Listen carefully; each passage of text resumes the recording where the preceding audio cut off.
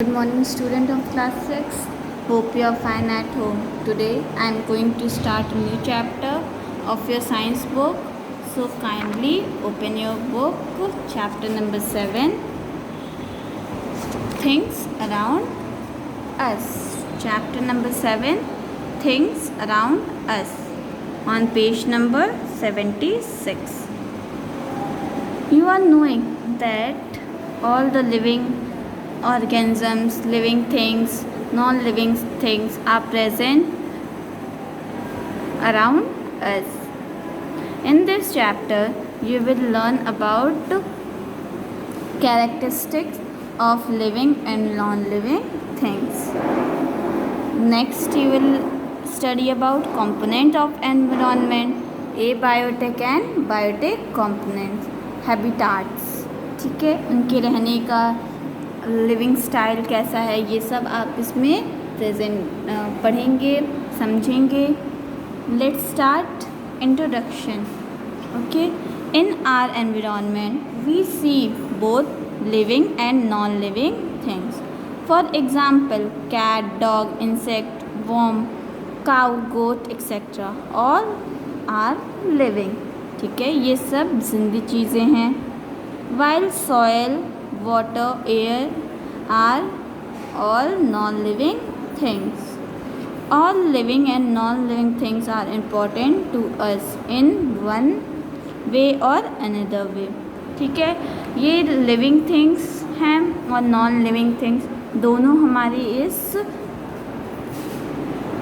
दुनिया में प्रेजेंट हैं. हमारे एनवायरनमेंट में ये चीज़ दोनों प्रेजेंट हैं.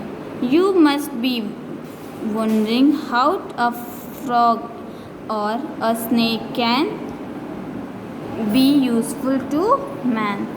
Maybe many creatures are not directly useful to us, but their existence may indirectly required by man. Likewise, many microorganisms like bacteria, fungus help us directly.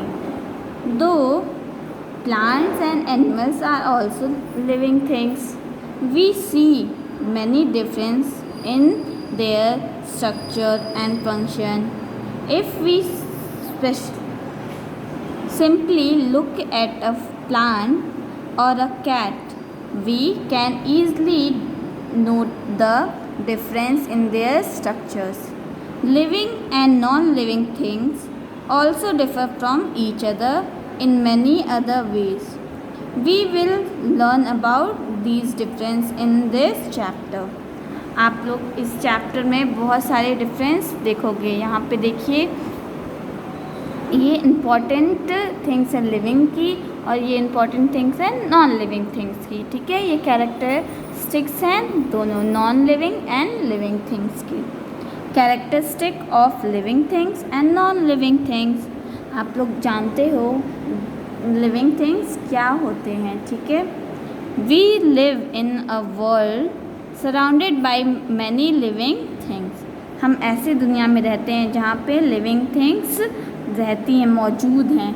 These living things include animals, plants and microorganisms. ये living things में plants आते हैं, human beings आते हैं, animals आते हैं और microorganisms आते हैं. microorganisms वो organisms होते हैं जो अपनी आँखों से नहीं दिखते हैं, वो आपको माइक्रोस्कोप से ही दिखाई देंगे. Also there are non-living things like rock, water, wood and stone etc. ये सारी चीज़ें प्रेजेंट हैं नॉन लिविंग थिंग्स में अराउंड अस. ये सब भी हमारी दुनिया में प्रेजेंट हैं. Have we thought about the difference between living and non living things in our surrounding. हमने डिफरेंस भी देखा होगा. आइए देखते हैं. लिविंग थिंग्स क्या हैं, वो रेस्पायर करते हैं और नॉन लिविंग थिंग्स रेस्पायर नहीं करते हैं. शो ग्रोथ, वो ग्रोथ डेवलपमेंट शो करते हैं. बट नॉन लिविंग थिंग जैसे हैं वैसे ही रहते हैं. Required food for their survive. Survival, ठीक है, उनको ज़िंदा रहने के लिए फूड चाहिए और नॉन लिविंग थिंग्स को नहीं चाहिए। Have ability to reproduce, that is to produce organisms of their kind. जो एबिलिटी होती हैं रिप्रोड्यूस की, एबिलिटी होती है इनकी to produce organisms of their kind, ये प्रोड्यूस करते हैं अपनी जैसे ही सेम काइंड को। इनके पास कोई एबिलिटी नहीं होती है रिप्रोड्यूस की। Show movement and also response to, वो अपना मूवमेंट भी दिखाते हैं और वो प्रेजेंट हैं, इसका रिस्पॉन्स भी कराते हैं। बट जो नॉन लिविंग थिंग्स हैं वो ऐसा कुछ भी नहीं करती हैं।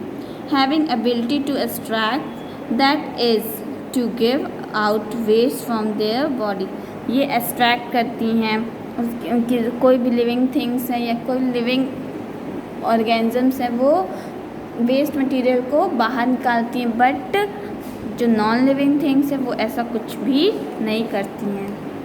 Have a life span in which they grow to maturity and finally die, जो लिविंग थिंग्स हैं वो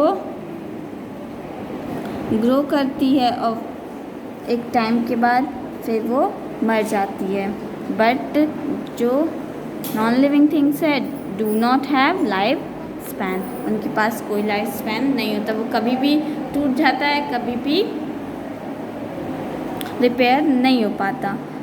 living things, every living things we see around us is made of cell, just as non-living things are made of particles in living things। जो non living things हैं वो just a particle हैं, लेकिन living things जो हैं वो sales हैं जो हमारे सराउंडिंग्स में प्रेजेंट रहते हैं। In living things a cell is the smallest unit of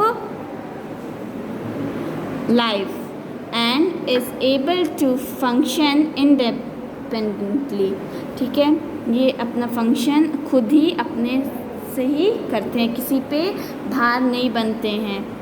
we have a variety of living in our body, जो वैरायटी ऑफ सेल्स हैं हमारी बॉडी में प्रेजेंट हैं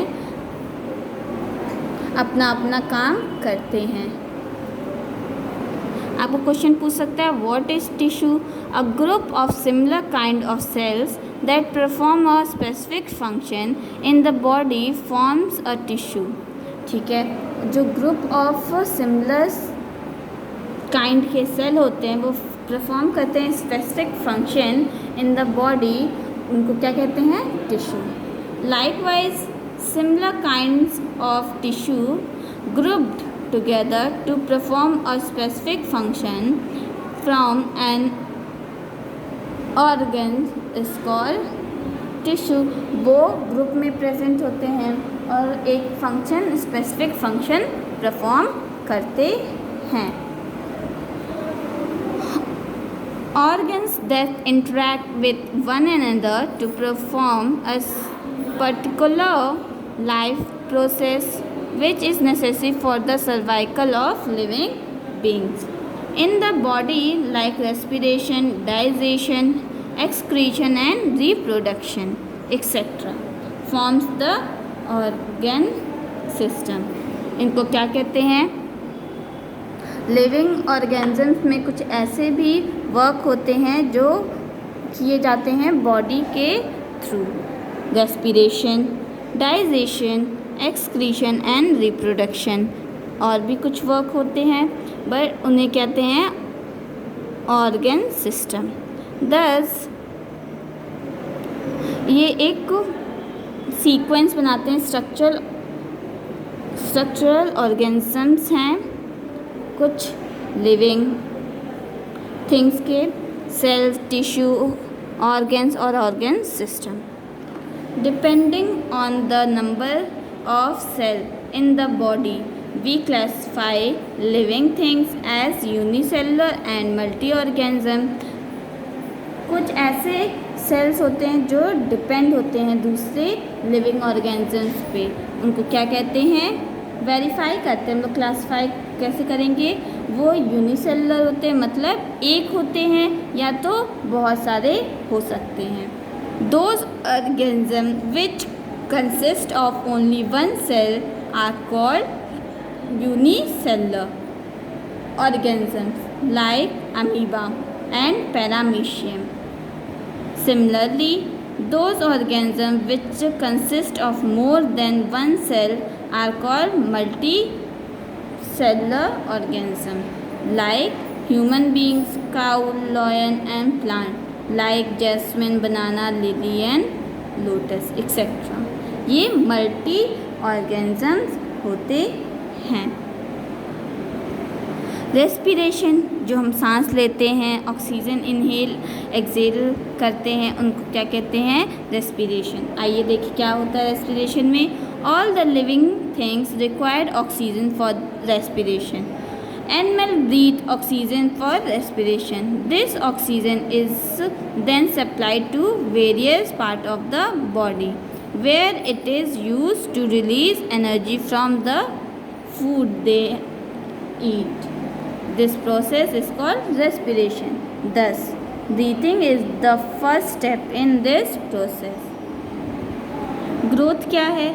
Both plant and animal grow in size. However, growth in living things varies from one to another. There is difference in the growth of animals and plants. Plant often can grow ये हमेशा growth करते रहते हैं, आगे बढ़ते रहते हैं, development होता है किसी भी प्लांट की में, साइज़ उनकी बढ़ती है। एनिमल्स में भी जैसे एक छोटा बेबी होता है, फिर वो बड़ा होता है, तो ग्रोथ डेवलप की ना, उसमें क्या हुआ, डेवलपमेंट, ग्रोथ की डेवलपमेंट हुई। ओके, फीडिंग क्या होता है, आइए देखें। All living organisms need food to live. Food is required to give energy to the body and also help in growth and development of the body. ठीक है, जो लिविंग ऑर्गेनिजम्स होते हैं उनको खाने की ज़रूरत पड़ती है। क्यों पड़ती है? क्योंकि जब हम खाना नहीं खाएंगे तो हमारी बॉडी में ग्रोथ नहीं होगी, डेवलपमेंट नहीं होगा, हम बीमार पड़ जाएंगे, इसलिए हमें फूड बहुत ज़रूरी है। Food is required to give energy to the body. और ग्रोथ के लिए, डेवलपमेंट के लिए फूड हमारी बॉडी के लिए बहुत ज़रूरी है। We have read earlier plants are producers as they prepare their own food. जो प्रोड्यूसर्स होते हैं वो अपना खाना खुद ही बनाते हैं, prepare their own food. They are also known as autotrophs. Self, उनको ऑटोट्रॉप्स कहते हैं। On another hand, human beings and animals who cannot make their own food and depend on other plants and animals for their food are called heterotrophs. उनको क्या कहते हैं? Heterotrophs कहते हैं। Reproduction क्या होता है? Living things produce young ones by giving birth to babies और laying eggs. This is called reproduction. Reproduction क्या होता है? लिविंग थिंग्स जो प्रोड्यूस करते हैं यंग वंस को by giving birth to babies and laying eggs. This is called reproduction. The young ones produce a similar kind to their.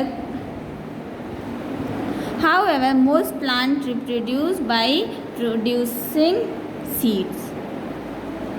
Movement क्या होता है? एक जगह से दूसरी जगह जाने को मूवमेंट कहते हैं। जैसे और among living organisms, animals are capable of moving on their own from one place to another is called movement. ठीक है, movement in plants क्या है? Unlike animals, plants do not move about. कुछ ऐसे होते हैं जो एक जगह से दूसरी जगह पे नहीं जा पाते हैं. This is because the plant synthesizes their own food by photosynthesis but need not move around in search of food like animals. Plant जो होते हैं वो एक जगह से दूसरी जगह पे नहीं जा पाते हैं, बट एनिमल्स एक जगह से दूसरी जगह पे जा पाते हैं. किस लिए? फूड के. However, they show movement. वो एनिमल्स जो होते हैं वो मूवमेंट शो करते हैं. Okay, thank you class for listening this video. Take care, bye.